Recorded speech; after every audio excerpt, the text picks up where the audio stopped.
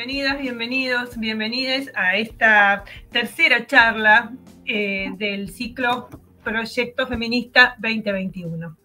En esta charla tenemos como un fin doble, por un lado la presentación de un libro muy interesante que tengo aquí, La masculinidad incomodada, del cual tres de los autores y su compilador tenemos para conversar hoy. Pero fundamentalmente en esta charla, más que hacer estrictamente una presentación del libro, lo que queremos es usar el libro como excusa para seguir en esta tarea que nos hemos dado en la cátedra y en la universidad, que ha tenido tanta repercusión, que es conversar acerca de, abrir espacios para conversar acerca de las masculinidades o de la masculinidad. Luciano nos explicará por qué masculinidad y no masculinidades o viceversa. Y hemos tenido en la cátedra y en los cursos que estamos dictando de Ley Micaela en la universidad, mucho interés, punto que el tema de masculinidades derivó en un curso específico, un taller para varones específico, producto del interés de los propios participantes. Así que es un tema al que nos convoca a nosotras y que convoca, no hablamos solo entre nosotras, porque ese es otro tema, ¿no? Muchas veces somos feministas hablando entre feministas, sino que convoca a los varones de nuestra universidad también y a otras personas. Así que, bueno, es un tema que nos interesa y nada, ya no digo más nada, les doy la bienvenida. Contamos con la presencia de Luciano Fabri, que es doctor en Ciencias Sociales de la UBA y es coordinador del área de Género y Sexualidades de la Universidad Nacional de Rosario y es integrante del Instituto de Masculinidades y Cambio Social. Y por otra parte es un compañerazo generosísimo que cada vez que uno participa en algún lado siempre comparte materiales para todo el mundo. Por otra parte tenemos a Ariel Sánchez, que es director de promoción de masculinidades para la igualdad del Ministerio de Mujeres, Políticas de Género y Diversidad Sexual de la provincia de Buenos Aires, y es integrante también del Instituto de Masculinidades y Cambio Social. Y luego, Lucas Vialey, coordinador del Centro de Producción, Formación e Investigación en Masculinidades, Comunicación y Género de la Universidad Nacional de La Plata y becario doctoral del CONICET. Y finalmente, pero no menos importante, nuestra directora de la Cátedra Abierta de Género y Sexualidades, la socióloga y doctora en Historia y asesora presidencial Dora Barrancos. Hechas las presentaciones, nosotros somos bastante informales, les cuento. Hacemos todo así, con poco cartel y mucha... Nos interesa más la gente que los carteles. Así que bueno, vamos el orden de las palabras es el orden en el que fui presentándolos. Así que le damos la palabra a Luciano. Bueno, muchas gracias, Patricia, por la invitación, por la presentación. Gracias también a Ari, a Lucas y a Dora por sumarse a esta presentación, conversación, excusa. Me encanta pensar el libro como excusa. Creo que es lo más valioso de poder tener este tipo de producciones que nos permiten encontrarnos, conversar, profundizar en algunos debates incipientes o pendientes y siempre tratar de darles una vueltita más, ¿no? a estas discusiones.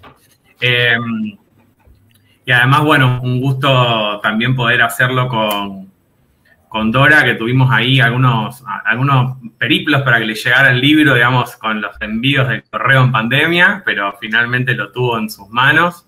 Y bueno, Dorita además es la madrina del área de género y sexualidades de la Universidad Nacional de Rosario, donde yo trabajo.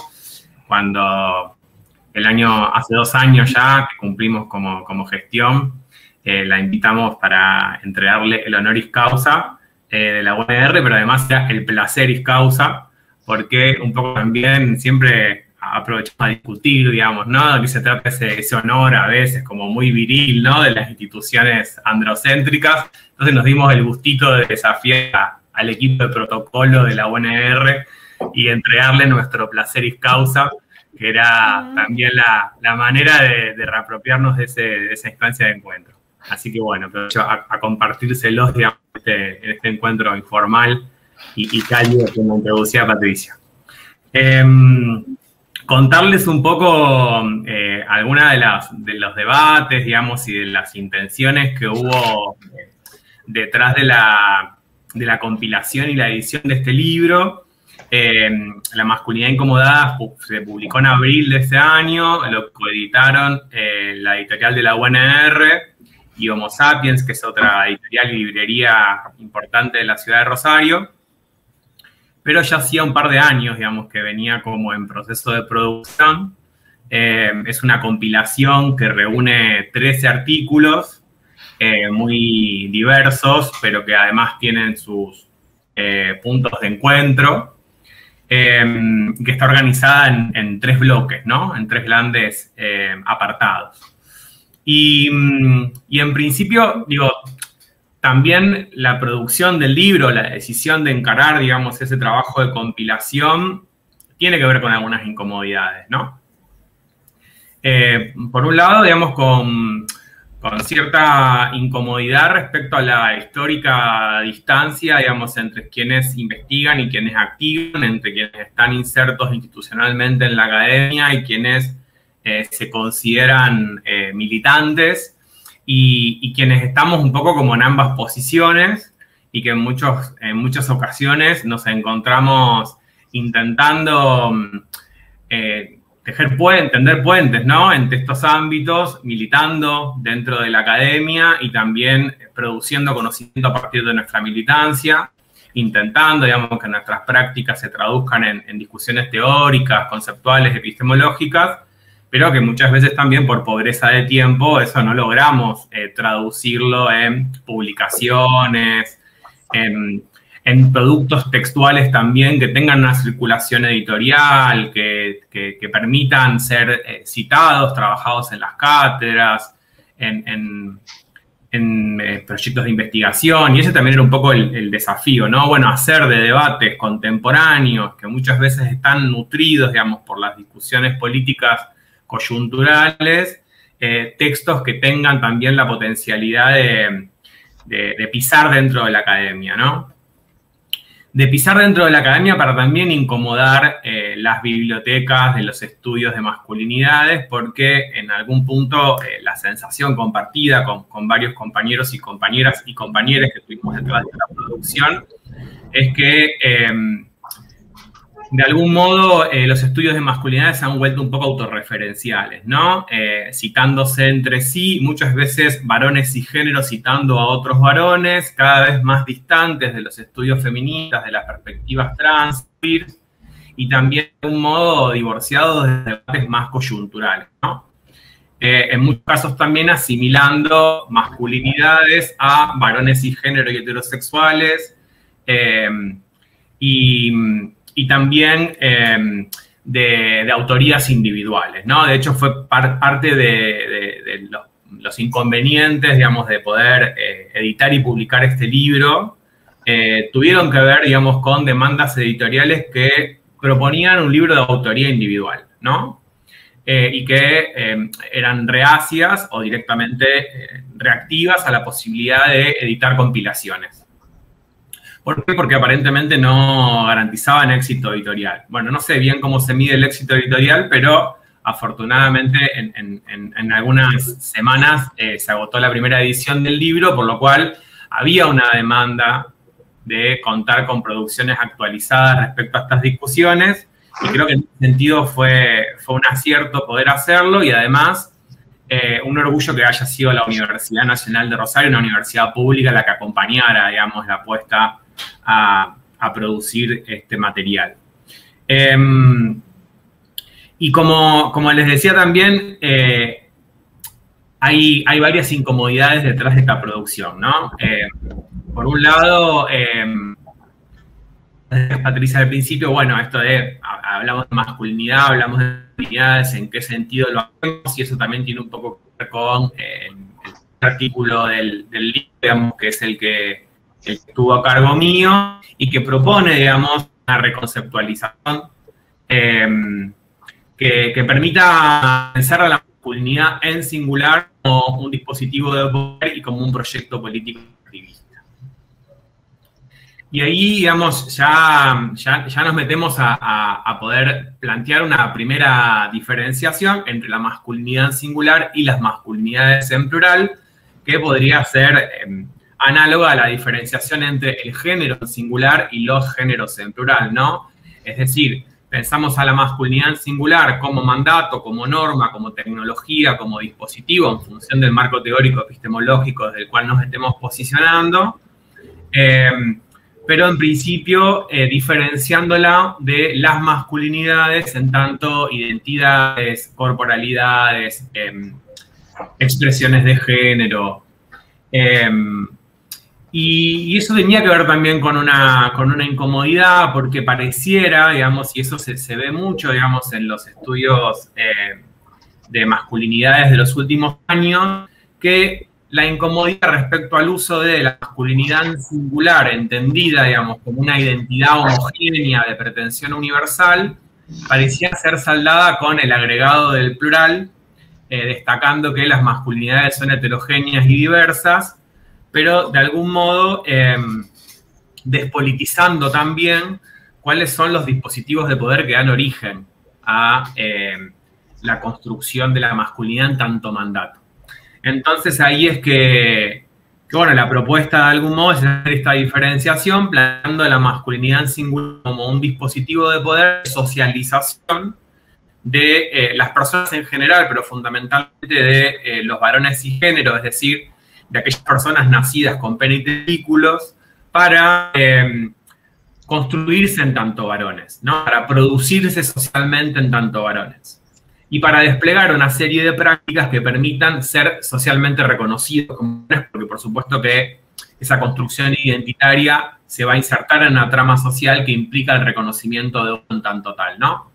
Y este dispositivo yo digo que es extractivista, porque la socialización de estos varones cisgénero es de algún modo una serie de prácticas, de creencias, de pensamientos y de deseos, de expectativas, de que las mujeres y las identidades feminizadas, de que sus cuerpos, sus sexualidades, sus tiempos, sus energías, sus capacidades, estén a nuestra disposición. En ese sentido que se naturaliza este dispositivo de masculinidad como una política extractivista. Pretendemos, por socialización de género, disponer de los tiempos, de los cuerpos y de las sexualidades de las mujeres y las identidades feminizadas.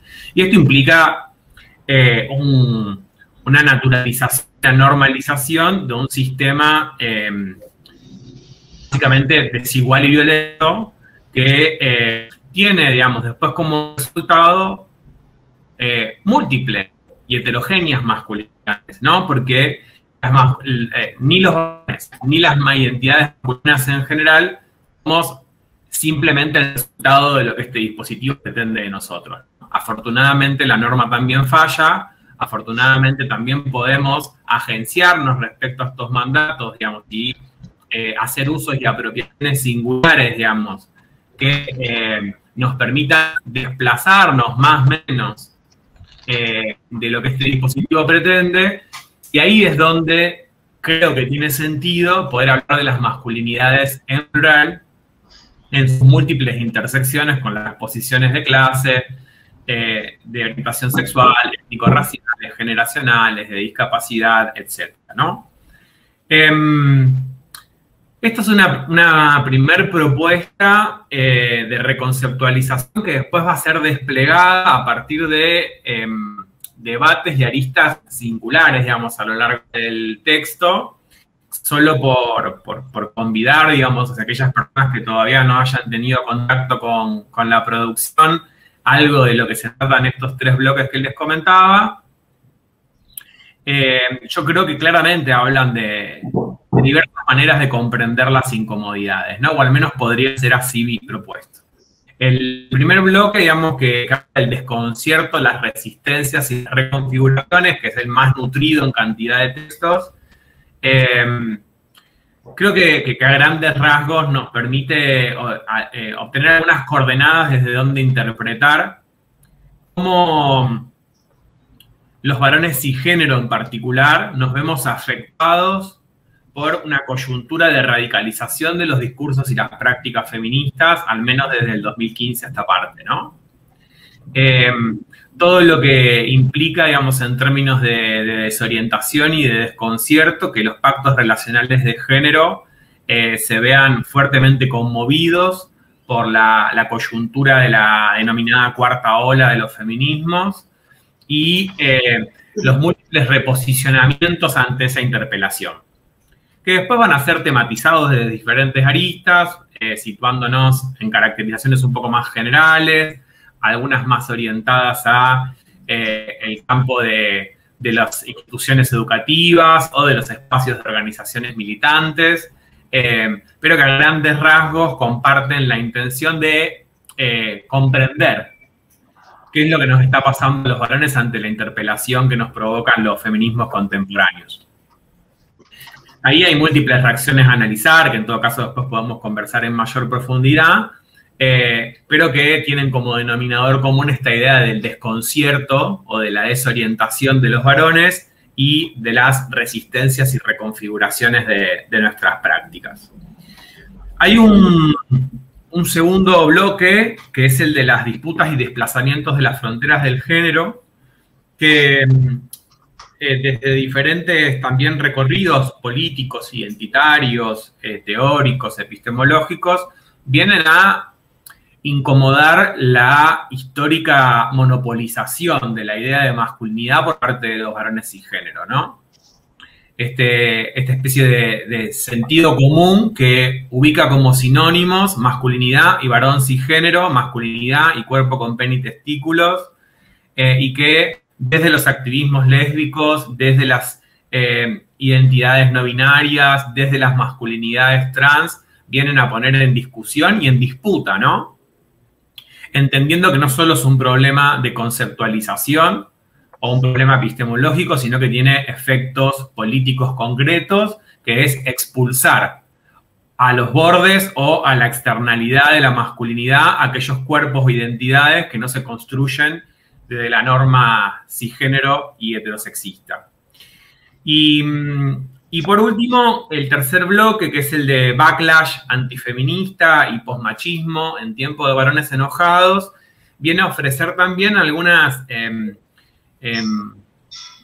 líneas de comprensión de este fenómeno, digamos, de los varones que de algún modo son más reactivos a la agenda feminista, lo hagan desde una posición más organizada, digamos, con una orientación político-ideológica clara, o lo hagan de forma dispersa y fragmentada, pero que tienen como común denominador ubicar, digamos, a los feminismos como los enemigos públicos y de algún modo también como lo que viene a explicar, digamos, la causa de todos sus males, ¿no? De su frustración, de su impotencia, fundamentalmente por no poder alcanzar esos mandatos de masculinidad hegemónica, digamos, que el sistema dice que uno tiene que poder encarnar para ser reconocido socialmente como varón. Y yo creo que aun cuando alguno de esos artículos, bueno, uno de ellos es de Michael Flood, que lo escribe desde Australia, otro que es de Miguel Lorente, que lo escribe desde España, y sin embargo creo que nos ofrecen coordenadas muy interesantes y desafiantes para pensar la coyuntura política actual en Argentina y la gran capacidad de acumulación de varones jóvenes que están teniendo las nuevas derechas en nuestro país, ¿no?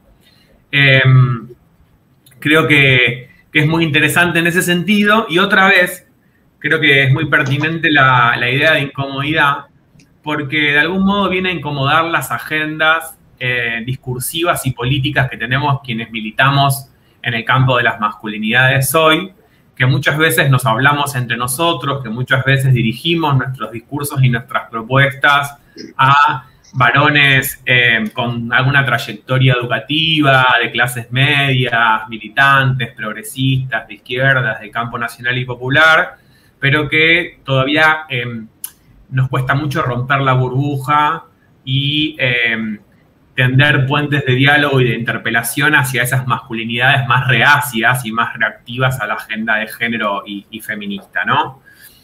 Ahí creo que tanto el artículo de Samir como de Flood y de Lorente nos traen algunas coordenadas muy interesantes para incomodar nuestras propias agendas de lucha como organizaciones y compañeros que venimos trabajando sobre masculinidades y cómo empezamos a construir discursos que nos permitan disputar la interpretación de estos malestares masculinos contemporáneos y de algún modo también buscar estrategias para empezar a neutralizar a estas derechas reaccionarias que están demostrando una gran capacidad de acumulación en las juventudes y en las masculinidades hoy. Bueno, por acá tiro como ahí algunas coordenadas, digamos, que tuvieron que ver con la organización de este material y dejo mi intervención para poder escucharles y en todo caso después seguimos intercambiando y conversando un ratito más. Bueno, muchísimas gracias. Ya me anoté 5.000 preguntas. Bueno, y ahora le toca a Ariel Sánchez. Bien, bueno, hola, ¿cómo andan? Muchas gracias por la invitación. Yo también me anoté algunas preguntas, pero son cosas que venimos charlando un poco ahí con Lucho, con los compañeros y las compañeras del instituto, también con Luqui desde ahí, desde el centro de acá de la Facultad de Periodismo, y un poco estos debates que trae Lucho, digamos, este diagnóstico que hace, y cómo fue también pensando esa estructura del libro, que la fuimos charlando bastante, y un poco cuando con Lucas también pensábamos ese artículo que está en la primera parte, era cruzar ciertas experiencias desde la investigación, desde la militancia, desde el lugar de la gestión pública que tengo hoy, pero que un poco son las mismas preguntas que vienen circulando, quizás se orientan distinto, ¿no? Se tienen que pensar en modos distintos, pero el libro para mí, que apareció también ahí como en el medio del armado un poco de la dirección y también las problemáticas que iban apareciendo, que no era lo mismo cuando lo habías pensado inicialmente que cuando empezaron a aparecer, digamos, ¿no? Algunas problemáticas específicas, algunos modos de abordar específicos. El libro a mí me sirvió un montón y me sigue sirviendo, de hecho, porque vuelvo a leerlo.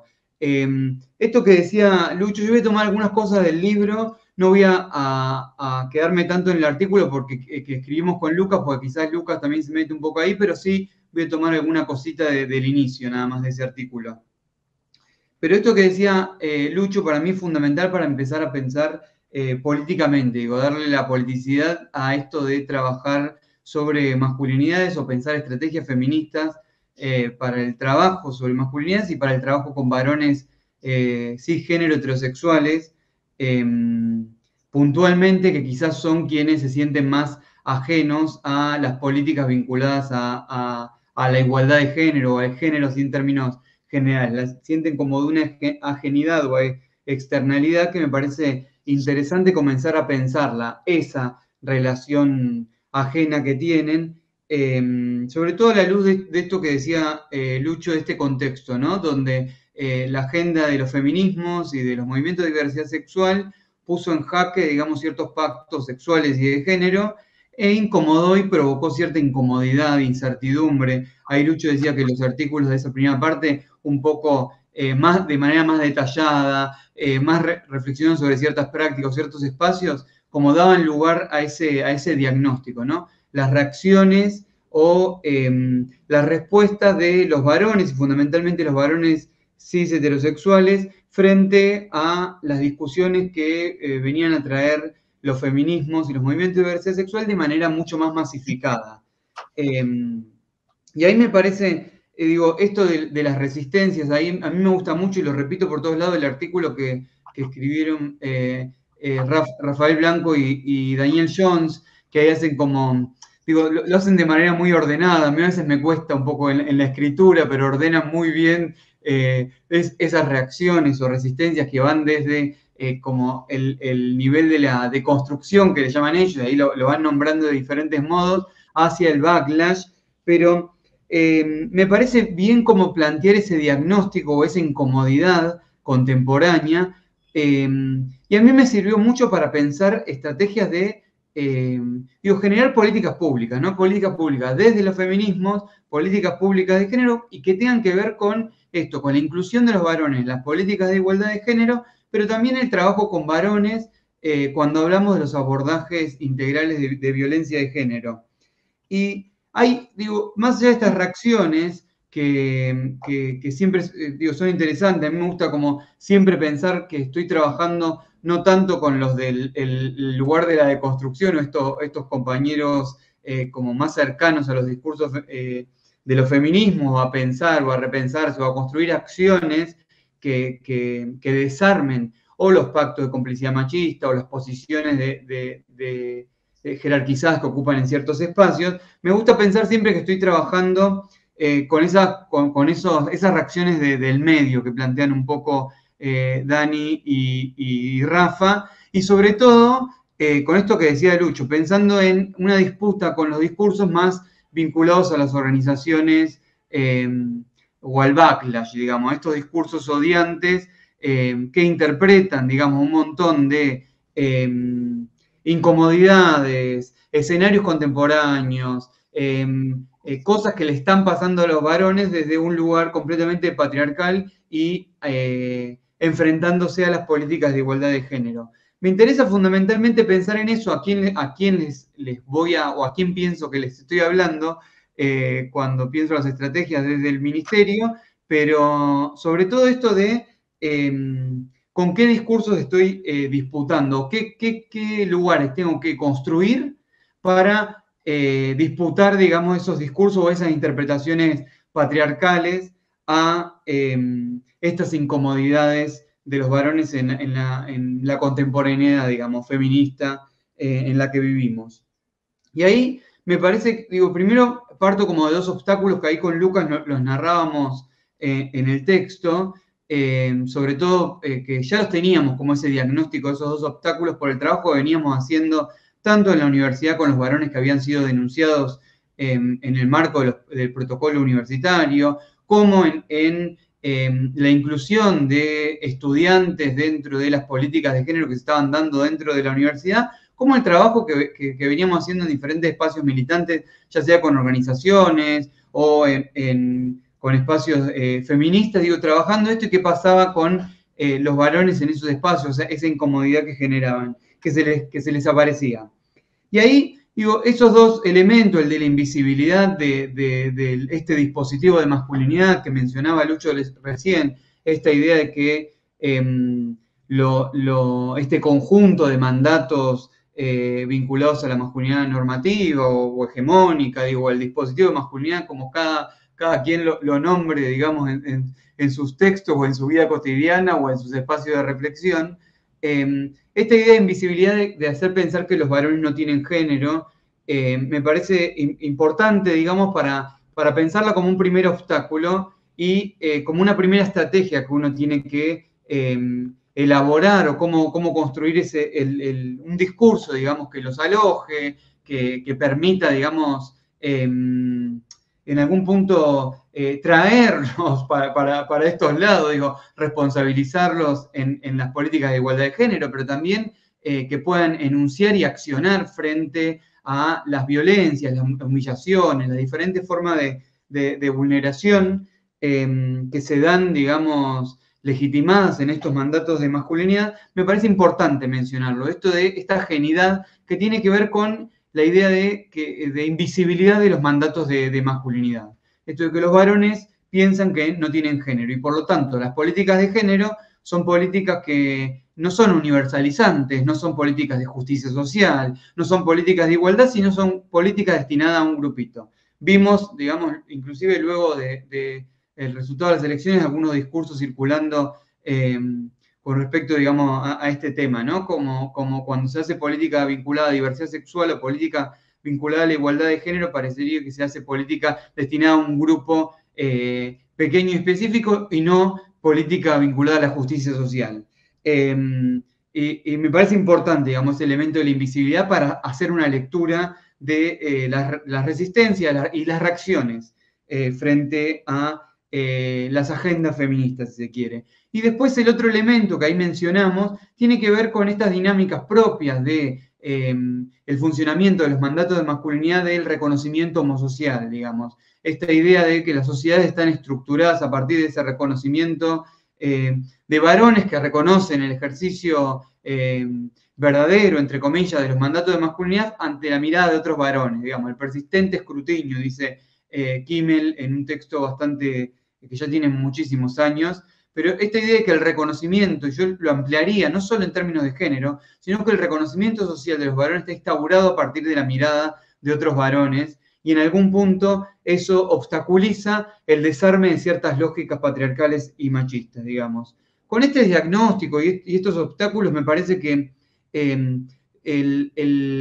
dentro de los textos que están en el libro, yo creo que los que están en esa última parte que mencionaba Lucho nos da como otras interpretaciones y nos genera, digamos, posibilidades, digamos, de acción y de pensar ciertas estrategias. Ahí Michael Flood habla de construir, digamos, generar servicios, digamos, espacios, políticas públicas, lugares que alojen esa incomodidad, si se quiere. Empezar a hablar a esa incomodidad o a ese también no saber qué hacer o no saber cómo moverse o esa incertidumbre frente a los escenarios actuales.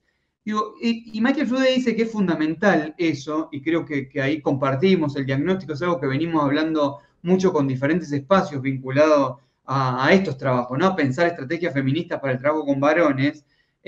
Hoy se vuelve fundamental, digo, siempre quizás lo fue, pero yo creo que hoy es como, tiene bastante urgencia, sobre todo que muchos de los varones que venimos militando, pensando desde los feminismos, junto a compañeras feministas, empecemos a pensar esa estrategia, ya sea de las organizaciones políticas que formamos parte, desde los espacios de gestión pública, porque si no van a ir creciendo aún más los discursos, digamos, de odio, y en algún punto los discursos de odio terminan alojando a esos varones que están en esa incertidumbre. En algún punto, esos discursos odiantes que construyen, digamos, que narran muy bien al enemigo, que le ponen palabras, que interpretan ciertos datos estadísticos de suicidios de jóvenes adolescentes, digo, de edades jubilatorias, de muertes de varones, digo, que narran con palabras, digo, encuentran palabras a eso, y sin duda palabras desde interpretaciones patriarcales, terminan dando nombre también a esa incomodidad que están sintiendo muchos varones que quizás no están tan cerca de compañeras que vienen militando en el feminismo y entonces no encuentran otras interpretaciones y terminan siendo alojados por esos discursos. Por eso, cuando pienso en las estrategias, más allá de seguir articulando con compañeros que ya vienen trabajando estos temas, de pensar, digamos, las estrategias que vienen desarrollando en los territorios, me gusta pensar que les estoy hablando a esos que están en ese lugar, o de la impostura, como narran Dani Jones y Rafa Blanco, o de esto de no saber bien qué hacer, digamos, los silencios cómplices también, que pueden terminar, digamos, siendo alojados por estas interpretaciones patriarcales. En este sentido, me parece que tanto desde las organizaciones como desde, bueno, en mi caso, desde el Estado provincial, desde el Ministerio de las Mujeres, de la provincia de Buenos Aires específicamente, hay que construir esos discursos que vayan alojando, digamos, esas incomodidades y vayan construyendo miradas, no solo en esos varones, no solo en términos también colectivos de esos varones, sino también en instituciones, y que pensemos a comprender que las políticas de género están sin duda vinculadas a políticas de igualdad y de justicia social, digo, no son políticas minoritarias, si se quiere. Y algo que venimos trabajando bastante, y ahí, de hecho, Lucho tiene un texto muy lindo que no está en esta compilación, pero es un texto dentro de un compilado sobre salud feminista, y el enfoque de masculinidades, digo, para pensar, digo, desde la salud feminista. Me parece que hay un concepto ahí que es el de los mandatos de masculinidad como factor de riesgo, que es bastante iluminador para pensar, digamos, políticas públicas, pero para pensar también formas de ir alojando, si se quiere, a esos varones e ir responsabilizándolos en las políticas de igualdad de género y que vayan comprendiendo, digamos, esto de que las estrategias feministas también, digo, le pueden hacer bien a ellos en algún punto, y no solamente vienen por la eliminación de ellos, como muchas veces termina siendo la interpretación patriarcal de eso.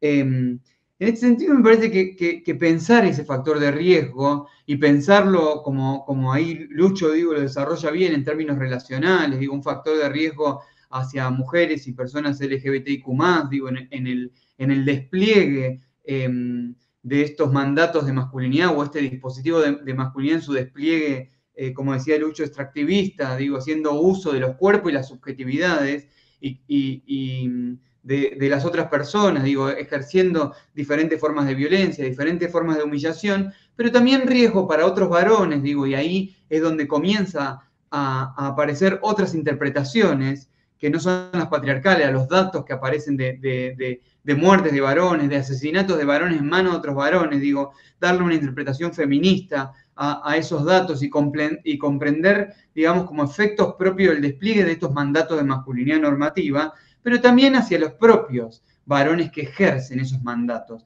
de manera más o menos exitosa, pero lo ejercen, digamos.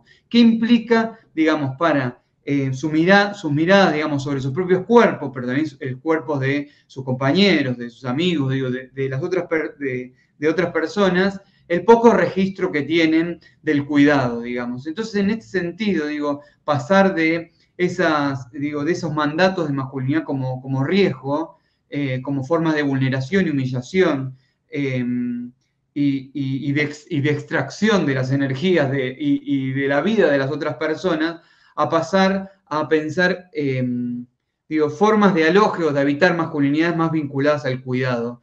Y creo que ahí tenemos un núcleo central dentro de las desigualdades, no solo de género, digo, de las desigualdades que se reproducen cotidianamente en la vida de todas las personas. Digo, pensar el cuidado es pensar, digamos, una política sin duda de justicia social. Pensar, digamos, formas igualitarias de los cuidados, no solo cuidado familiarista, cuidados en los hogares, sino una política de cuidado amplia, digamos, pensar subjetividades vinculadas al cuidado, creo que es fundamental para ir desarmando un núcleo duro de las sociedades patriarcales que se estructuran a partir de esos primeros niveles, de esas primeras ligazones o justamente ajenidades que tienen los mandatos de masculinidad respecto a el cuidado, digamos, el cuidado de las otras personas, el cuidado de otros varones también, y el cuidado de sí mismo. Por eso, ahí me parece que empezar a iluminar desde ese concepto es una forma de ir alojando esas incomodidades que viven hoy, y una forma de ir alojando esas otras formas de habitar masculinidades que no sean tomadas por discursos de odio, digo, y que empiecen a dar un marco de comprensión para que comprendan, digamos, en algún punto por qué las estrategias y las políticas feministas hacen bien a todas las personas en algún punto. Construyen igualdades, relaciones igualitarias entre todas las personas, cuidan en algún punto a todas las personas, porque es sin duda una política de cuidado. Digo, ya sea una política feminista en los abordajes de violencia, como una política feminista que esté pensando el cuidado específicamente, como pensar sin duda la educación sexual integral también como una política de cuidado. Creo que es a partir de esos núcleos de cuidado, y ahí ese tercer bloque que Lucho mencionaba, nos dejan varias líneas, digo, más allá de que como decía Lucho, en dos textos están escritos quizás en otro contexto geográfico, nos dejan algunas puntas y algunas líneas para que no quedemos solo con la reflexión, ¿no? Y con el látigo sobre lo que nos hace el patriarcado, y ahí revictimizándonos o poniéndonos en víctima justamente como varones, o quedarnos solos en la reflexión culpabilizante de es verdad, yo ejercí este lugar de privilegio o de vulneración en mi vida, y narraciones biográficas que de género, sino que nos lleven a la acción fundamentalmente, a dejar los espacios que tenemos que dejar, a no preocuparnos solo por estar en el escenario de lo público, mostrando cuán adaptados estamos a estos momentos, sino que ir a esos núcleos duros donde se siguen tejiendo no solo las complicidades machistas, sino estas desigualdades en las formas de cuidado y de cuidar a las otras personas. Un poco cuando proponemos politizar la categoría de varón, es en tono un poco irónico, quizás porque siempre fue como la figura del hombre como centro de escenario de lo político, de lo público político, es irónico, digamos, pero al mismo tiempo es hermanarnos y saber de dónde venimos, que es que venimos de los feminismos para pensar estas cuestiones y de ir politizando esas formas, esos mandatos y esas trayectorias que nos hicieron ser lo que hoy somos para justamente empezar a accionar desde otros lugares. Así que un poco eso y muchas gracias para continuar, digamos, con el debate y las preguntas que surjan.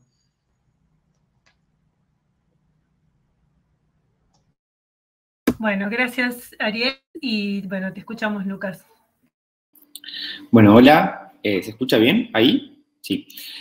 Bueno, buenas tardes a todos. Bueno, en primer lugar, agradecerte, Patricia, y a todos los compañeros de la Cátedra de Género y Diversidad de nuestra querida Universidad de Quilmes por la invitación, obviamente a Lucho y a Ariel, dos compañeros que, bueno, para quienes venimos como recientemente iniciándonos en el camino de pensar las masculinidades o arrancar un trabajo de compromiso con varones, son dos compañeros muy generosos y de altísima referencia para pensar nuestro trabajo. Bueno, en mi caso, me gustaría poder plantear algunas cuestiones que están vinculadas con el artículo que escribimos con Ari, que da cuenta un poco de investigaciones anteriores y de inquietudes que, o por lo menos a mí, me empezaron a pasar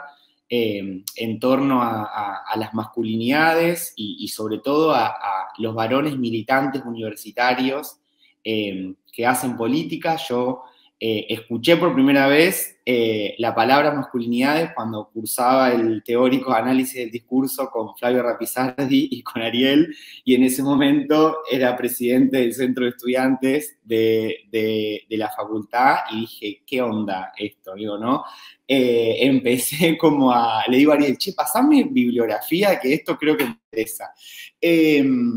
Bueno, y esa inquietud apareció en un contexto donde, bueno, el feminismo había hecho, o el propio movimiento de mujeres, los feminismos a partir del 2015, recuerdo que habían hecho explotar las organizaciones en el contexto universitario por múltiples cuestiones, ¿no? Digo, por las incorporaciones de agenda, por las propias revisiones vinculares, los modos de ejercer y de llevar adelante nuestras prácticas político-militantes.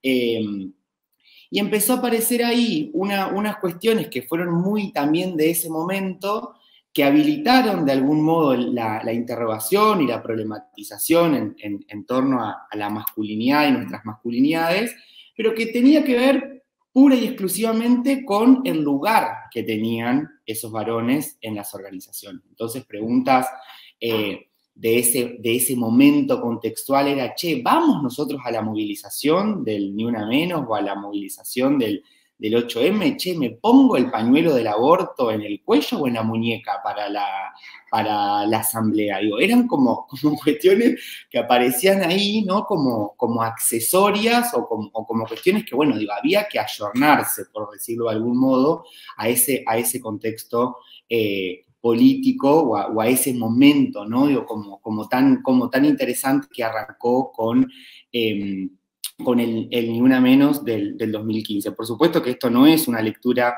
simplista de que el feminismo, los movimientos de mujeres arrancan en la Argentina con el 2015, pero sí de que es un momento bisagra porque para muchos y para muchos varones fue un primer acercamiento a los feminismos. Digo, en mi caso y en mis compañeros de la organización de ese momento, bueno, empezamos a prestarle atención a la agenda de los feminismos a partir de lo que fue esa primera movilización del Ni Una Menos del 2015.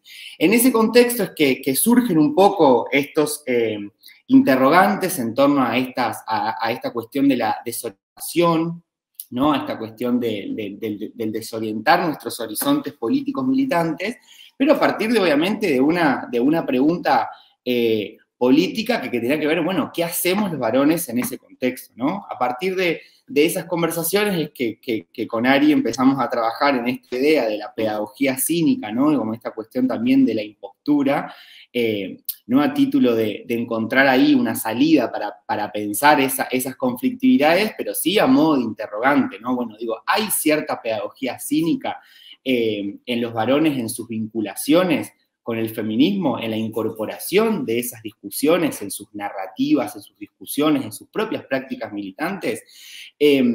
Yo me acuerdo una anécdota así muy también de ese momento, que cuando arrancamos a juntarnos con algunos compañeros como para pensar, empezar a pensar un espacio interno de las masculinidades, porque siempre, digo, también una cosa que empezó a pasar mucho en ese momento es que los varones siempre, de algún modo, esperábamos que sean las compañeras, ¿no? Digo, las compañeras feministas las que nos decían, bueno, cuál es el rol que teníamos que asumir o qué es lo que teníamos que hacer en ese momento.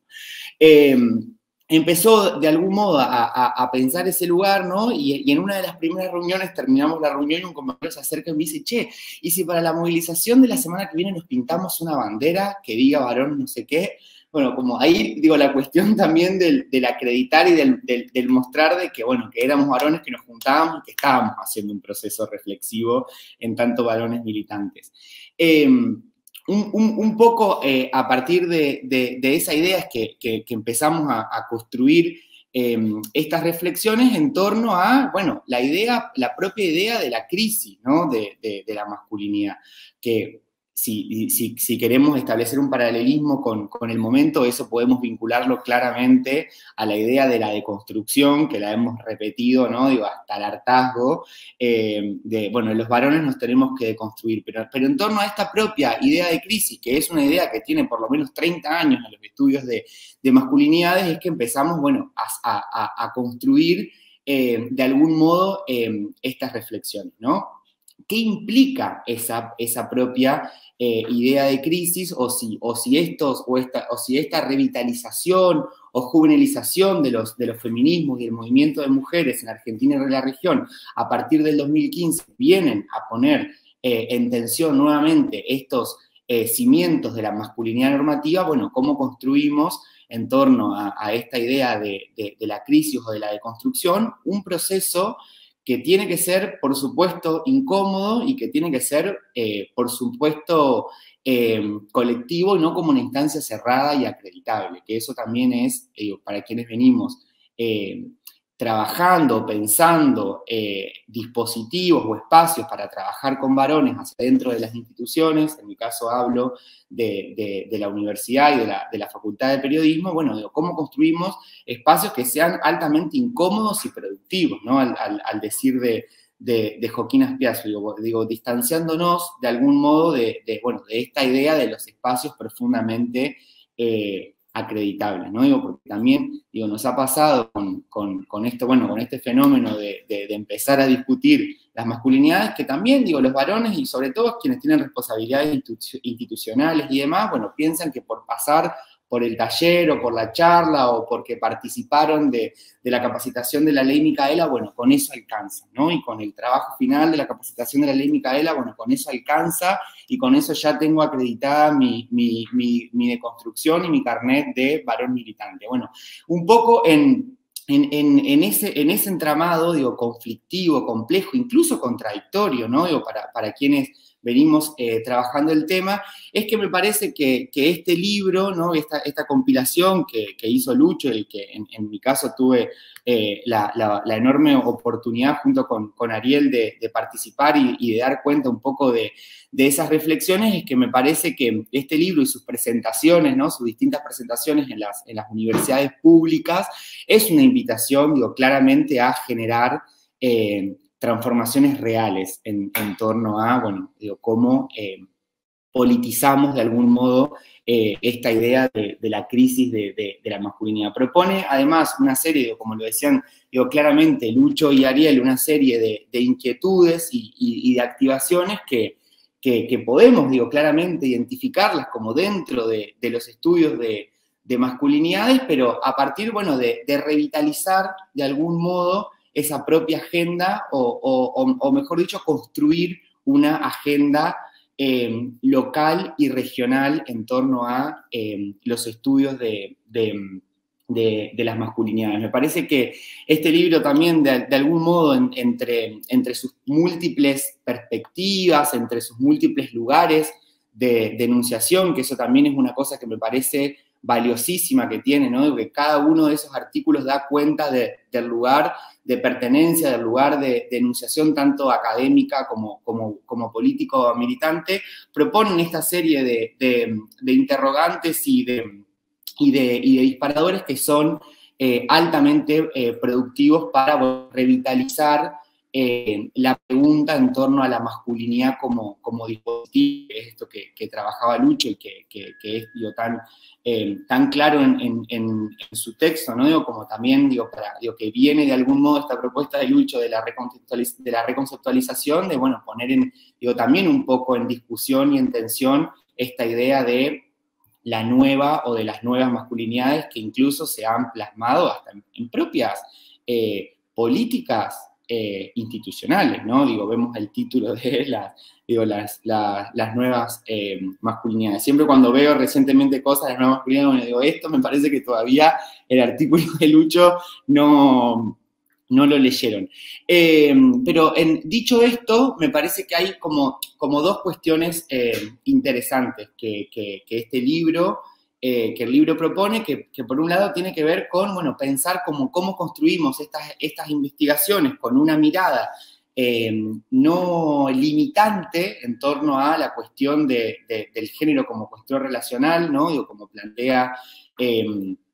plantea Mara Vigoya en su prólogo, ¿no? Poder, dar cuenta de que en estas investigaciones, estas activaciones, estos activismos necesariamente tiene que haber una posición, un trabajo que tiene que ser, que tiene que estar historizado, que tiene que estar contextualizado desde una perspectiva crítica en torno al binomio varón-mujer, masculinidades, feminidades. Y dicho esto, me parece que el libro también da cuenta que cuando pensamos la masculinidad en tanto dispositivo o las masculinidades en plural, como esas dimensiones también, ¿no? De cómo se materializa ese dispositivo, no es solamente una cuestión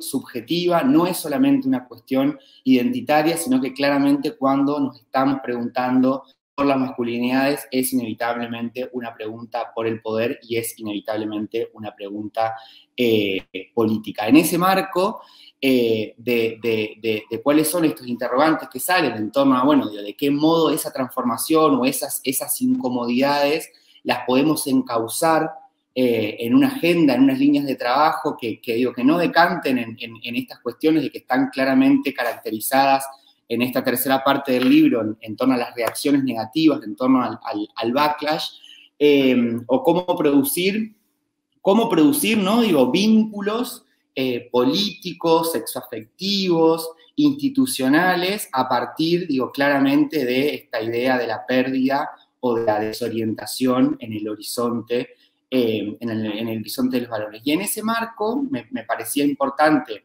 recuperar brevemente que claramente en este contexto de debate es que surge de algún modo la creación del Centro de Producción, Formación e Investigación en Masculinidades, Comunicación y Género de la Facultad de Periodismo de la Universidad Nacional de La Plata, con dos objetivos principales. Por un lado, institucionalizar de algún modo un trabajo específico que se venía haciendo hacia el interior de la facultad, que tenía a Ariel a la cabeza de eso, ¿no? En la puesta en funcionamiento de un dispositivo que reunía a los varones de los distintos claustros de la facultad que se les había aplicado el protocolo por razones de violencia de género o discriminación. Y por otro lado, empezar a hacernos cargo de una agenda institucional que tenía que ver con esto, ¿no? Digo, bueno, institucionalizar un espacio y abrir un espacio de discusión que tenga que ver con esto, ¿no? Digo, porque cuando llegábamos a la cuestión del trabajo con varones, o a un espacio donde empezábamos a problematizar las masculinidades, eran varones que se les había aplicado el protocolo. Ahora, previamente a eso, sí, teníamos instancias voluntarias, dispersas, productivas, digo, se organizaban cuestiones desde las organizaciones infantiles, cuestiones desde las cátedras, cuestiones desde los espacios institucionales de la facultad, pero no había un espacio en donde, bueno, los varones de la comunidad académica se podían acercar a, bueno, decir, che, con esto no tengo ni idea qué hago, ¿no? Y es que así surge un poco la idea de crear, ¿no? el centro como un aporte claro, una línea de trabajo específica para trabajar la cuestión de las masculinidades y el trabajo con varones en la facultad, en un contexto, digo también en esta idea de, bueno, de pensar de que históricamente el conocimiento científico y la universidad en Argentina ha sido un territorio profundamente patriarcal.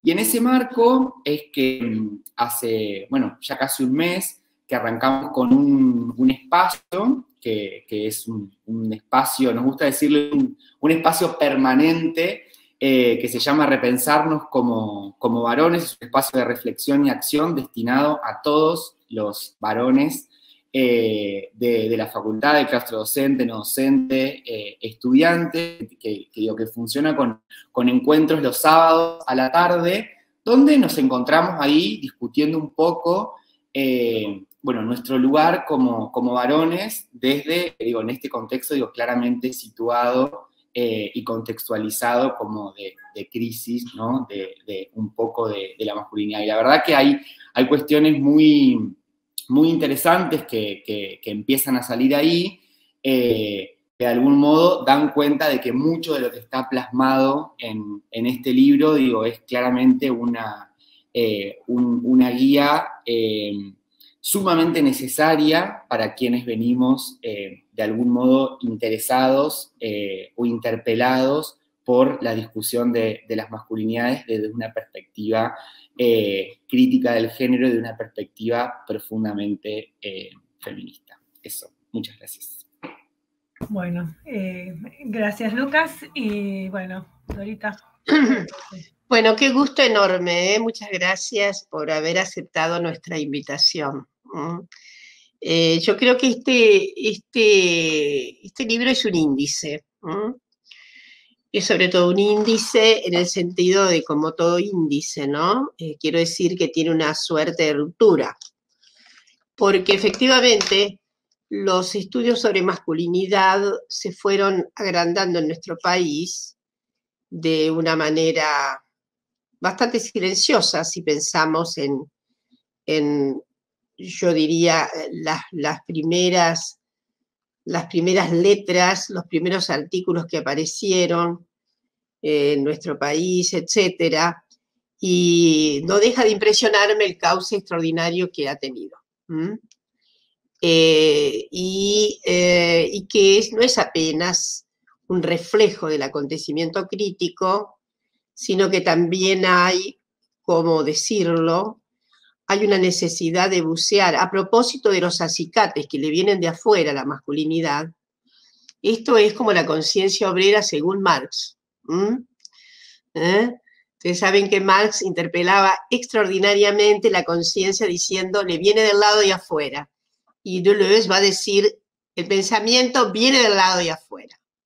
Con esto quiero decir que hay que, de todas maneras, soterrar la presunción positivista de esa hechología, sino que viene del lado de afuera, porque efectivamente nos constituimos a propósito de eso que viene del lado de afuera y que nos interpela, y que hace sensibilidades. A mí me parece que la crisis de la masculinidad es larga. Si acertamos lo que dijo Peter Gay en ese extraordinario compendio que recomiendo siempre tanto, la famosa La experiencia burguesa, ya hay trémulos sentidos de la masculinidad trémulos sentidos de la masculinidad, bien en el siglo XIX, que es un siglo de encajonamiento, de caratulación, de catalogación y de extractivismo masculino, como dice tan bellamente Lucho. Porque en los siglos anteriores, en donde el dominio patriarcal subsiste, pero no existe la codificación jurídica y no existe el empeño cultural, inculcador, etcétera, etcétera, que sobreviene con este enorme salto cuántico hacia atrás para las mujeres y que le promete tanto a los varones y que al final, usando algunos términos psicoanalistas, como hace Peter Gay, pone a los varones en una situación escabrosa. Probablemente el resultado ha sido el fortalecimiento necesario de una práctica cada vez más cerrada en esto de la caratulación patriarcal. Pero hace tiempo que está en crisis. Ahora, obviamente, la crisis contemporánea es exclusivamente original. No podríamos decir que es apenas un remedio o una situación alargada más. Es como el feminismo tiene todo un transcurso, pero tiene una ruptura enorme en los años 60. Y una podría decir que efectivamente ahí está la cuestión, ¿no? En los años 60 hay un quiebre. ¿O qué pasa? Ay, me fui. No, estás bien, te estamos escuchando. Ay, no, me autocancelé, estoy feliz. No, te estamos viendo y te estamos escuchando. Horriblemente, me dejan el desamparo. Bueno, quiero decir que efectivamente en los 60 para acá, de manera, primero, no tan consistente epistemológicamente, sino con el plano casi fundamentalmente centrado en la lucha por derechos, en la lucha política, y luego una enorme estimulación de lo que podría ser la epistemología propia de los antiproyectos de masculinidades. Los antiproyectos en el sentido de, en fin, que me parece que Lucho discute bien, no se trata de hegemonía, se trata en toda cosa rigurosamente de reglas de poder. A mí me parece que siempre he estado pensando que sobre todo los varones cis hetero, frente a la arremetida del feminismo, que es un enorme inductor, eso que viene del lado de afuera, los encuentra en tres grandes bloques, ¿no? El bloque de los indignados, bloque de indignados es un bloque misógino y al mismo tiempo de indignados, y que efectivamente habría que escarbar un poco más qué es esa indignación, en todo caso en nuestro país. Esa indignación a mí me parece que tiene toda la marca de una profunda inseguridad, pero esto es otra cosa, una profunda inseguridad. Cuando se reacciona así es porque hay una incomodidad suprema de que efectivamente, como hay una política del formato de la identidad, esa política del formato de identidad fracasa para ese sujeto y resulta que está expuesto a una disolución. Es terror lo que tiene. Entonces, de ahí que sobrevengan situaciones muy angustiantes, dolorosas y cada vez violentas, en fin. Hay otro grupo de varones cis hetero que me parece que están azorados. Están azorados. Y están en una condición de posibilidad otra. Están azorados, están un poco azorados, no quiere decir negatividad, quiere decir que están como asombrados. En fin, algo está ocurriendo. Tal vez un poco en el sentido de la propia reacción de Lucas, cuando dice, ¿qué es esto de masculinidades? ¿No? Entonces, hay como un despertar que no quiere decir recurrentemente negatividad, no quiere decir que va a haber una situación violenta reactiva, quiere decir más, que se está en estado de disponibilidad, por así decirlo. Ese estado de asombramiento es un estado de disponibilidad, no quiere decir obviamente una reacción negativa. Y por último, sí están lo que una llama los abdicantes, los abdicantes, que es, bueno, llamémosle deconstruidos, los abdicantes del extractivismo de la masculinidad. Voy a usar tu bello concepto, Lucho, porque me gustó muchísimo. Entonces, a mí me parece que este libro en ese punto también reúne una diáspora interesante de perspectivas. Esto también me parece que hay ahí mucho sustrato conceptual, además de pruebas, algunos, el de Val Flores me llamó mucho la atención, porque Val tiene razón, ¿no? La masculinidad lésbica, de eso no se trata, ¿está claro? Es así un episodio no narrado digo, no. Y me pareció todo un hallazgo que estuviera en este texto. Desde luego, hicimos creo que una bella selección con el texto de Ariel y Lucas y el tuyo, Lucho, porque eran aquellos textos que tenían, que le daban mucho significado a la actuación contextual del propio feminismo, y etcétera. A mí me parece que estamos en condiciones, ¿sí?, de una gran renovación epistemológica en nuestro país con este texto. Y lo digo de veras. Hay aquí aportes que son muy originales, que revelan la densidad que tiene el campo. Hay campo ahí, ¿no? Y en todo caso tiene una gran oportunidad, porque efectivamente ustedes ven cómo se revelan en nuestro territorio las actitudes más antagónicas, más perversas de las voces de la derecha. Las derechas antes constituían a determinar, siempre, obviamente, es transhistórico esto de ser reaccionario. El embutido nuevo de las derechas no deja de sorprender, porque antes las personas eran reaccionarias respecto de estas constituciones, de absolutamente denegar, sonegar, aniquilar, humillar, etcétera, etcétera, etcétera, lo que aparecía como una disidencia. Esto es histórico. Hay una cantera que nos podemos explicar muy bien desde muchos puntos de vista, pero lo que quiero decir que no era programa.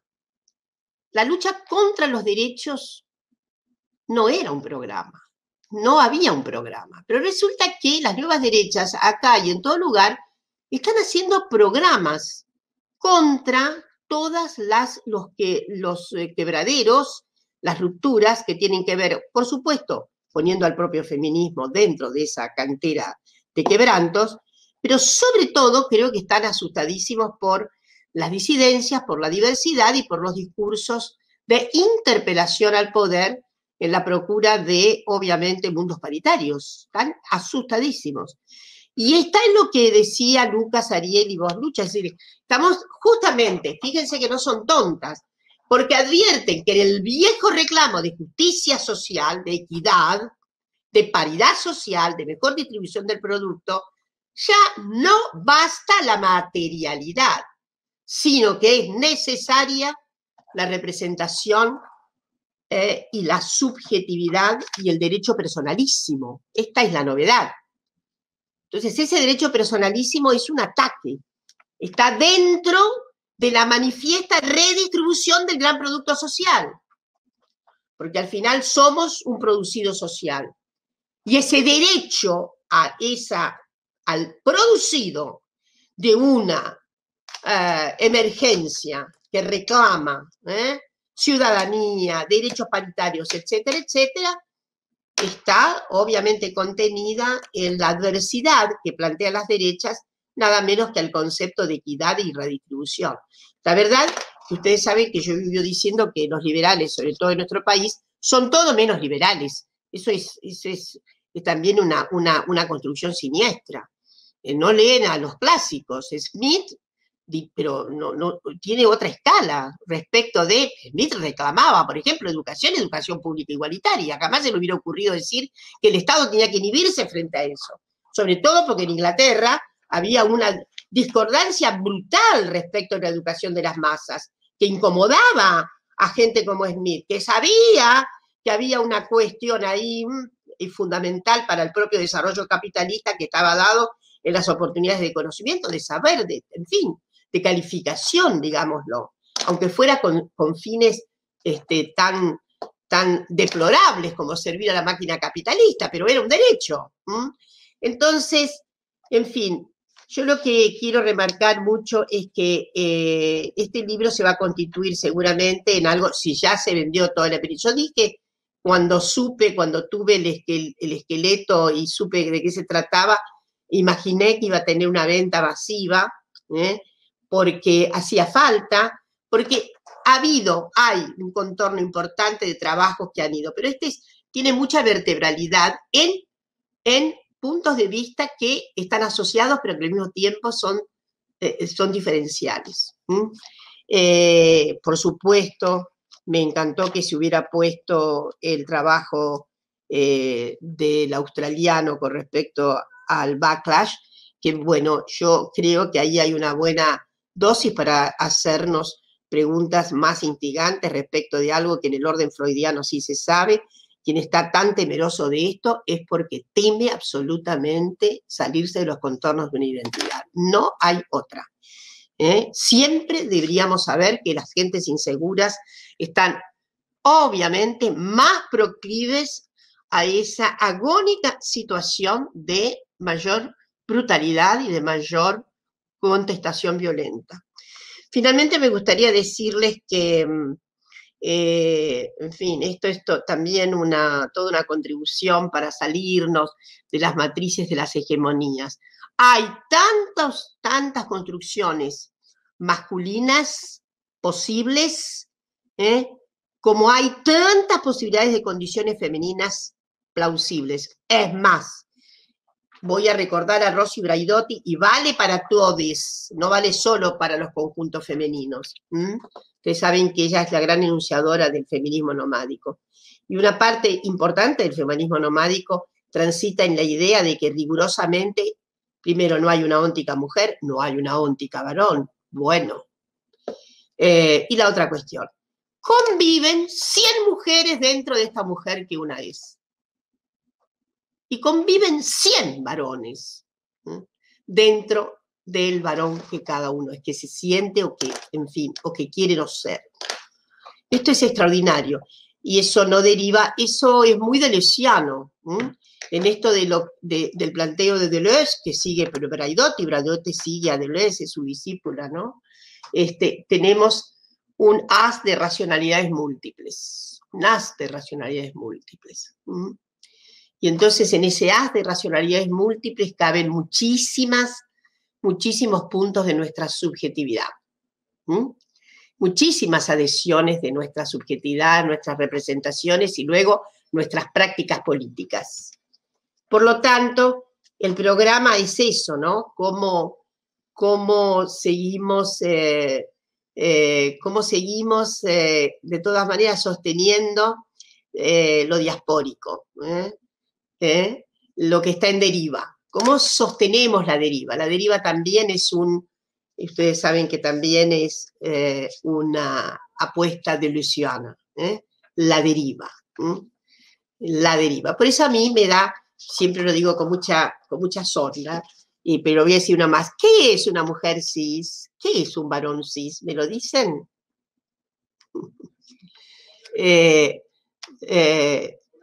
Y yo no lo creo. Estoy pensando que se está a lo mejor en una posición. Se está. Estar no es ser. Estamos en deriva. Y quiero cerrar con un episodio que supe anteayer a propósito de esas cuestiones que hacemos, ilustrando sobre Ley Micaela, y todo junto, todo mezclado, ¿no? Por un lado y por el otro. Una docente que se ve que muy inteligente, muy acendrada en motivos de gran inquietación y de gran incomodidad, cuando yo volví a decir, ustedes saben que hay fermentos que son muy antiguos, que deberíamos, antes que tuviéramos unas políticas queer, antes que tuviéramos políticas transfeministas, tal. Digo, conviene leer algunos autores que han quedado en la recámara, pero que son fundamentales ahí en esta hora para discutir sobre todo que no hay naturaleza naturanda y que no hay destino biológico y todas esas cuestiones, ¿no? Desarmando los los presupuestos, sobre todo curriculares, ¿no? Si damos ese en un sentido y en biología se sigue hablando binariamente, estamos listos. Es una corrupción del carácter, porque, en fin, entonces hay que insistir en el cambio de la malla curricular, sobre todo en estas materias, historia, biología, etcétera. Y entonces, y yo, saben que insisto con decir la naturaleza no sabe que se llama naturaleza, la naturaleza no sabe que se llama biología, es dicha. Y ustedes saben que ahí recuerdo siempre, es bueno volver a leer Lo normal y lo patológico de Canguilhem, de Georges Canguilhem. En ese precioso dictatum, ustedes saben que Canguilhem era de esas mentes tan extraordinarias que decía, en lo patológico hay algo que se renormaliza según su propio cauce. No hay, y lo que la ciencia al uso llama normal, no es normal. Entonces, hay otras lógicas ahí. Y Canguilhem decía algo que para mí es bellísimo, que lo he recordado estos días, por eso estoy con esa bibliografía tan fresca de un texto. Ustedes saben, voy a decirles algo, Canguilhem escribe Lo normal y lo patológico como tesis doctoral en 1943. Y se publica en 1900, creo que se publica después de terminada la guerra, pero escribe durante la guerra, 1943. Es monumental. Entonces él dice por ahí algo muy bello, que es, no se dictan normas a la vida. No se dictan normas a la vida. Yo creo que ese es un gran lema, que habría que ponerlo, en el sentido, esto de no abdicar jamás del sentido de deriva y el sentido de fluir, que tiene la vida, que no tiene norma. Entonces quiero recordar esa anécdota que trae esa docente que me la pone en el chat. Me dice, qué notable, porque siempre aludo a la ventaja comparativa que están teniendo las niñas hoy día, que hacen las preguntas más incómodas en las circunstancias más incómodas y que vuelven loca la máquina del extractivismo, de un masculino y cierto extractivismo también del otro lado. Entonces, son preguntas maravillosas. Entonces ella, ¿no? Esta docente, explica muy bien que que la biología, que lo que tenemos, etcétera, no nos determina para nada, etcétera. Chico de 8 años, y le dice, ahora entendí. Lo que vos querés decir que mi cuerpo es como una hoja en blanco y que yo puedo escribir lo que quiera. Gente, si eso no es una conclusión que apunta a estos sentidos fundamentales que son políticos, porque al final todas estrategias enunciativas, epistemológicas y demás son políticas, son cuestiones que queremos que sacudan el orden político, que efectivamente transformen la existencia humana y, en fin, y que provoquen esos cataclismos tan grandes que efectivamente dan lugar a reacciones intempestivas de odio y demás, pero hay que ir adelante. Y hay que desarmar y hay que sobre todo denunciar los programas que tienen ahora las derechas, porque eso sí me parece de la circunstancia más notable que tienen la articulación de las nuevas derechas. Bueno, les felicito con todo corazón, creo que este texto va a ser muy, muy, muy usado. Hasta cuando un texto se usa mucho, antes solíamos decir, tiene muchos sobacos, ¿saben? Los libros que se ponían debajo del sobaco. Va a ser muy sobaqueada. Y eso entonces es el destino que esperamos para este bello texto. Bueno, yo voy a leer lo que quedó en el chat y esa es una pregunta y saludos. La pregunta viene del principio, me parece que ya ahora se respondió, pero la voy a trasladar igual. Manda saludos desde Ushuaia, desde Córdoba, desde La Plata y de Tucumán. Y después María José pregunta, dice que a ella le resuena que masculinidad tiene sonido que es como de varones para varones, con un comparativo con el feminismo. Entonces dice, ¿cómo llegan al individuo que ignora la temática educado desde lo machista? Y ella plantea que debería contemplarse en ESI o una modalidad similar, ¿sí? Esto es lo que plantea María José. Y luego yo simplemente voy a plantear mi propia inquietud. Cuando salió el libro, me lo compré inmediatamente y fui corriendo a la primera parte, porque en el momento en que el libro salió, estaba como la inquietud era el desconcierto, la resistencia, las reconfiguraciones. Yo fui corriendo ahí, pero hoy me inquieta mucho más y voy corriendo a esto que salió al último, a la parte de el backlash antifeminista. Eso es lo que siento y lo que me parece que también se reflejó en lo que ustedes dijeron. Por un lado, yo quiero, si tienen algo más para aportar sobre esto, y por otra parte, felicitar, ¿no? Porque hay una cosa fundamental. Hay una renovación respecto de los textos de masculinidades, pero este libro viene a plantar, es un producto local, porque veníamos leyendo, ¿no? Todos ustedes citan a Joaquín Azpiazu, pero veníamos leyendo cosas de afuera. Ahora es un texto local y eso me parece que es súper destacable.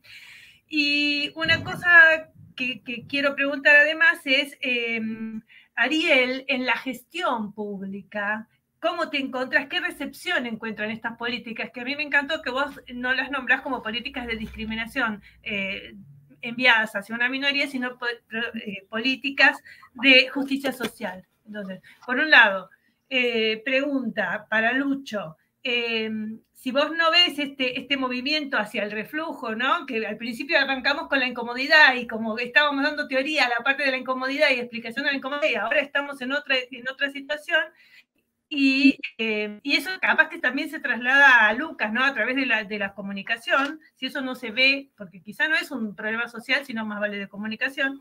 Y por otra parte, bueno, a vos, Ariel, te pregunto efectivamente, ¿cuál es la recepción, la concreta, la carne y hueso de eso, la gestión? ¿Qué encontrás? Si pueden ser breves, ¿no? Porque... Bueno, a ver, primero, gracias por las preguntas y las reflexiones, Patricia, y millón de gracias, Dora, por tus generosas palabras. Me encantó el cierre del libro muy sobaqueado. Va a ser estrategia de marketing el libro sobaqueado. Me encantó. Bueno, hay un par de cositas, sobre todo porque soy muy resistente a esto de leer en Kindle y todo eso de la lectura, digamos, versión digital. Así que la reivindicación del sobaquear los libros me parece muy pertinente.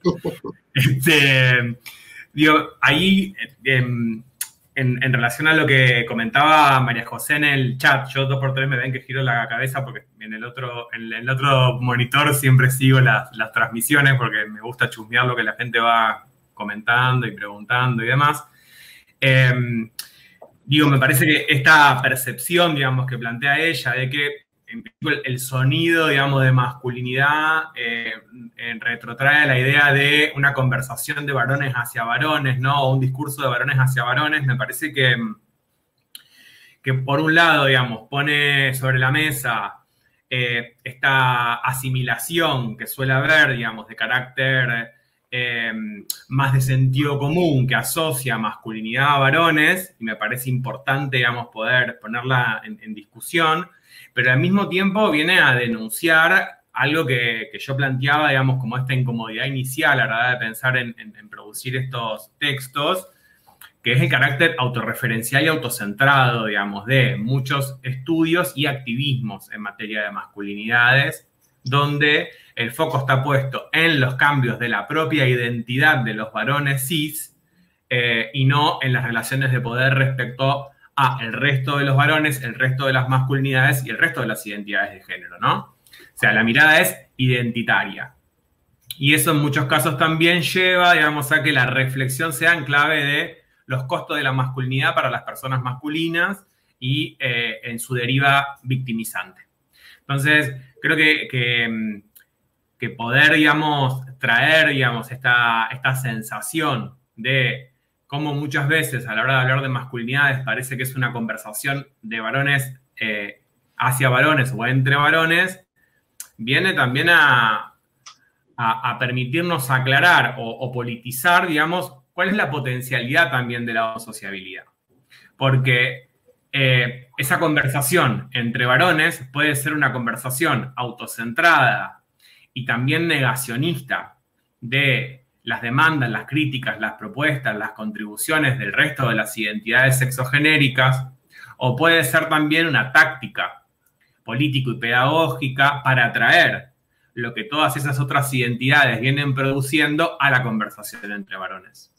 Entonces digo, hay muchos debates, digamos, también en la historia de los feminismos en relación a los esencialismos estratégicos, ¿no? Y digo, la construcción de muchos espacios, sea organizativos o sea como propuesta pedagógica para el diálogo entre varones, no necesariamente tiene que ser autocentrada. También puede ser relacional si traemos de manera estratégica los aportes que las compañeras y compañeros vienen produciendo a la conversación entre varones, porque ahí también suceden otras cosas y se pueden escuchar otras cosas que no se escuchan cuando estamos frente a las compañeras. Porque también, así como hay una interpelación producto del auge de los movimientos feministas en la escena contemporánea, también hay un fuerte repliegue por parte de los varones. Y en muchísimos casos, en los espacios mixtos o intergéneros, los varones no toman la palabra y no se animan a hablar por no quedar expuestos en aquello que es pura incertidumbre y desorientación, cuando la masculinidad con la desorientación y la incertidumbre nunca se llevó muy bien, ¿no? Entonces, asumir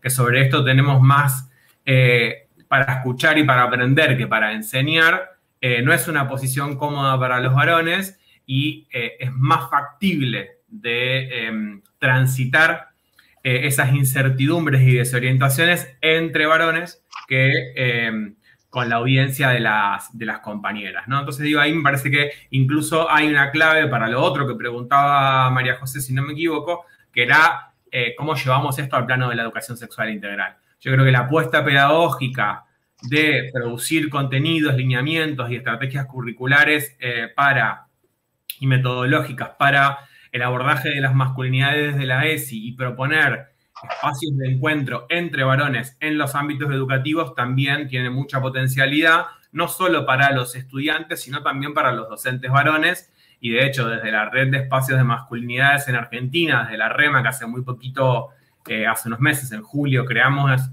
a nivel nacional, hay una perspectiva de trabajar una propuesta de red de educadores varones para que se hagan cargo como educadores varones que tienen que trabajar la ESI desde la perspectiva de masculinidades y esto no sea una sistemática y eterna delegación de estas herramientas sobre el cuerpo de las trabajadoras de la educación.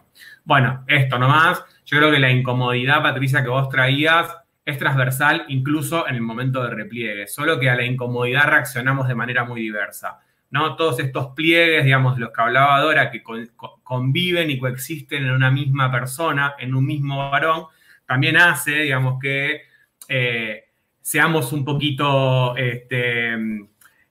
portadores del asombro, que seamos un poquito abdicantes, que seamos un poquito, digo, como que todo eso también coexiste en cada uno de nosotros, ¿no? Son reacciones que también nos van atravesando en diferentes momentos de nuestra vida y que en todo caso de lo que se trata es de poder cada vez invertir más tiempo, más deseo, más energía, digamos, a que nuestro rol y nuestro aporte sea precisamente abdicar de esa política y ese mandato extractivista para, como solemos decir, no plegarnos al discurso de que el patriarcado se va a caer, sino que nosotros tenemos que dejar de sostenerlo, ¿no? Me parece que ese es nuestro rol en ese sentido, digamos. Así que bueno, por ahí. Genial, genial.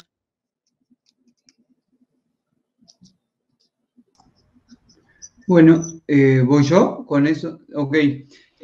No, resistencia. Resistencia hay múltiples y diferentes modos, digamos.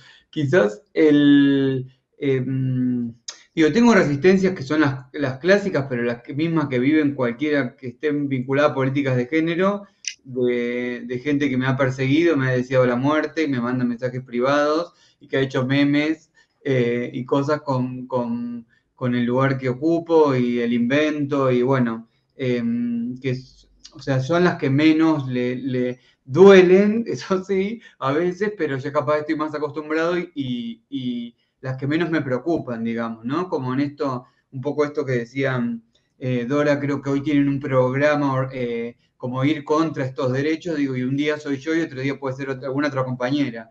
Lo vivo así, digo, no lo vivo como algo propio del tema que trabajo. Sí entiendo que en algunos casos, cuanto más tuve problemas, así como en términos de lo público, de las redes, fue con una charla que en realidad era muy, ni siquiera era como de las más masivas, que era vinculada al deporte y a fútbol, y fue como creció mucho como el odio. Pero esas resistencias, digo, no son las que, digo, no estoy discutiendo con esas resistencias porque ya no hay argumento, no hay lugar a la discusión de eso. Capaz que son con las que disputo el sentido para los que están ahí en el medio, digamos, ¿no? Pero no es que me pongo a discutir con ese tipo de resistencias.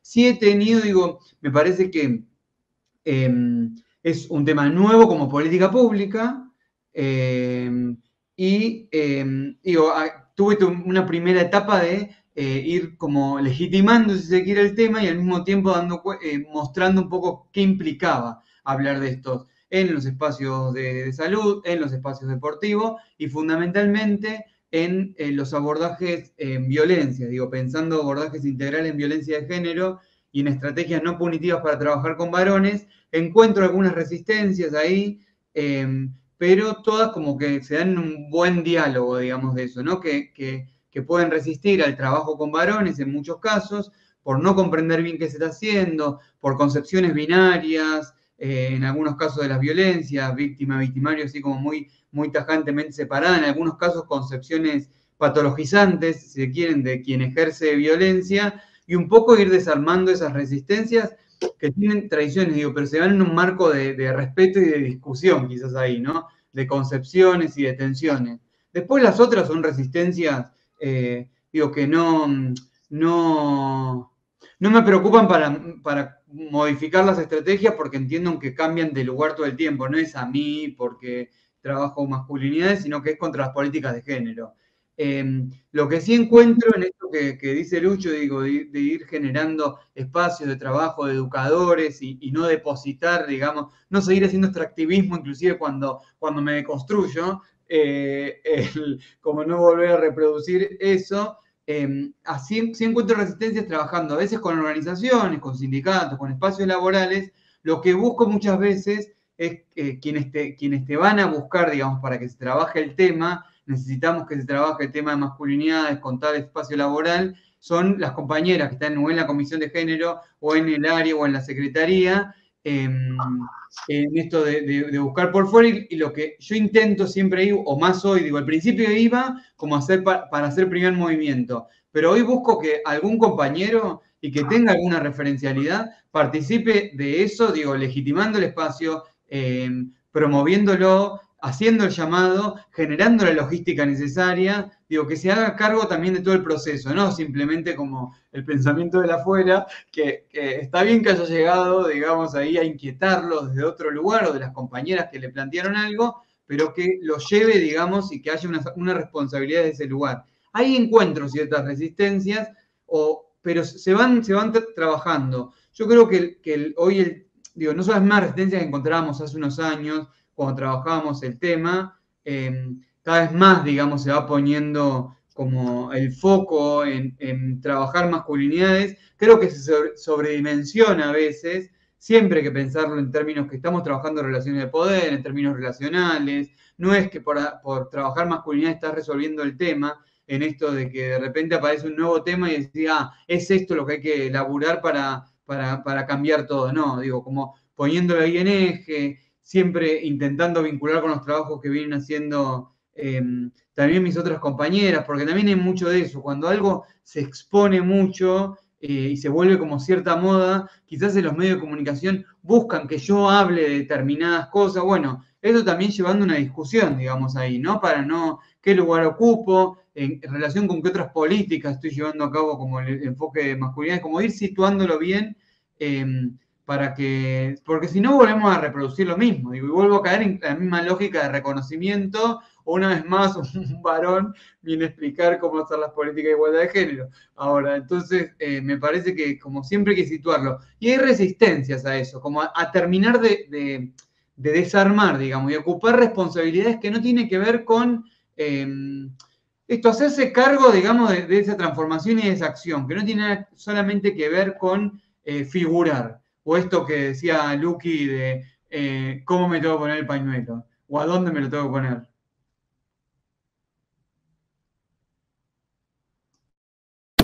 Bueno, Lucas, no sé si te quedó algo para decir.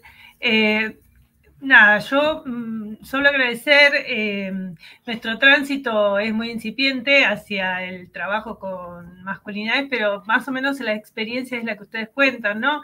En un inicio eran cosas de minas, era una preocupación de minas, entonces, bueno, dijimos, no, basta, vamos a invitar a los varones, que sean los varones, que hablen entre ellos. Esto que decía Lucho, se generan circulaciones de sentidos, que estando mujeres puestas ahí no sucede. De hecho, este año hay tanta inquietud de parte de las mujeres, es cierto lo que vos decís, ¿no, Ariel? Las mujeres buscan, hay tanta inquietud que abrimos un taller para varones, de inscripción para los docentes y personal administrativo, y se inscribieron mujeres. Entonces, decir, no, mira, dice taller para varones, no es una capacitación, es ver que ellos charlen, ¿entendés? No. Bueno, hay una inquietud enorme y bueno, todo lo que ustedes nos dicen queda rebotando y replicando, y por supuesto esta charla será eternizada en nuestras aulas. No sé, Barranco, si querés cerrar o si alguno de ustedes quiere cerrar. Decirles que estamos muy, digamos, que estamos muy placenteros, placenteres con estas intervenciones tan inteligentes, agudas y tan acicateadas por la necesidad de cambiar el mundo, ¿no? Esto es lo que nos imponemos. Vamos a y cambiarlo en un sentido que efectivamente se salga. Todavía, lamentablemente, todavía no hemos encontrado, ustedes saben que quien quiso, de alguna manera, quien jugó con el límite mismo del lenguaje, y siempre lo he dicho, es Butler, ¿no? Es decir, siempre tenemos un lenguaje que no nos permite más que un límite, ¿no? Esto es... Entonces, y es maravilloso entonces lo que está por delante.